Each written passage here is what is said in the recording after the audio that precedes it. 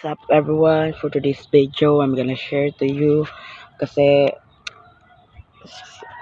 sa mga subscribers ko, welcome to my vlog and I want to share to you guys kung what is the true friend. Kasi may nag-message nga sa akin and the message siya kung because our vlog is all about friendship, all about adventure and so nag-message siya sa akin and sabi niya na ano po ba ang totoong kaibigan? So, there's 5 types of friends na totoo sa'yo. So, hindi na natin pa dugay-dugayon.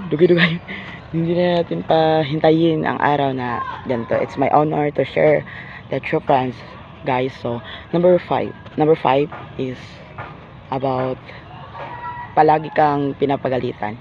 Somebody says ang tunay na kaibigan is palaging nandyan sa'yo, but first of all, and this is top 5 na gusto kong i-share sa inyo is palagi kang pinapagalitan. Bakit ba ganun? Bakit palagi kang pinapagalitan? Tanong ko rin, charot. So, ang palagi kang pinapagalitan, guys, it's the way na yung friend mo ay nag-care sa'yo, no? Or classmate mo, yan sila to yung mga totoong kaibigan sapagkat they are always care for you. Kabaluman niya ka ng namoy nabuhat nga mali pero dili mo itolerate kay ano tunay silang kaibigan and dili sila gusto nga na mapahamak sa imo, dili sila gusto nga maparewara ka. Number 4 is all about true kindness. So nana diri ang pagkabutan butan sa self o sa iyang self kay kabalo ka pag love sa imong self o pag love sa imong friends is the way you love ones, no? So ayun sila nga kanang ang love la daw para sa iyo, no, because friend, your true friend, number 1 ay mga love.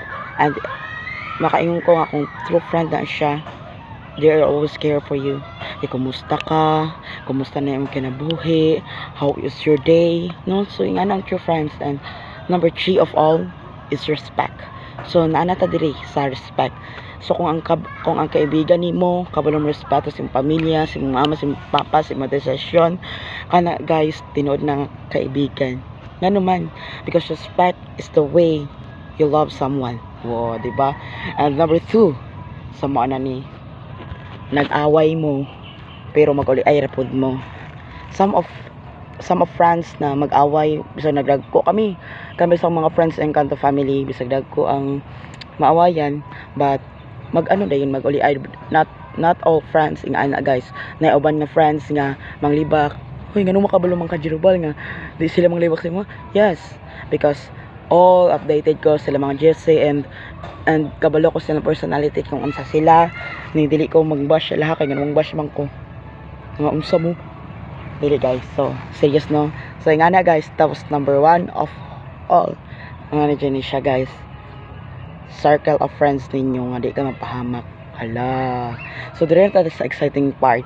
Kung sa circle of friends nimo guys napahamak ka o kung naa sila always dira sa imo, kung di sila gustong mapahamak ka, dili ka nila ma-appeal sa circle of friends kay ano, kung gusto sila sa circle of friends is unstable, so unsa may bahaton amot charot. So sa circle of friends guys, there is 2 ways sa circle of friends. 1, ipahamak ka. 2, luwason ka. Hala, so luwason. Oo guys, dili luwason nga the way nga of salvation, but luwason ka sa tanan. For example, sa mga akads, ilaha kang luwason, ilaha kang tabangan for what? Para matabangan ka. Obvious ba? And sa katong ipahamak ka, dili na true circle of friends. Kay true circle of friends, wala magpahamak ana. Kay friends good. Sa friends nimo. Mora to guys. So, like and subscribe to my YouTube channel, to our YouTube channel. And I hope guys nga mag-support mo sa mua. Bye-bye!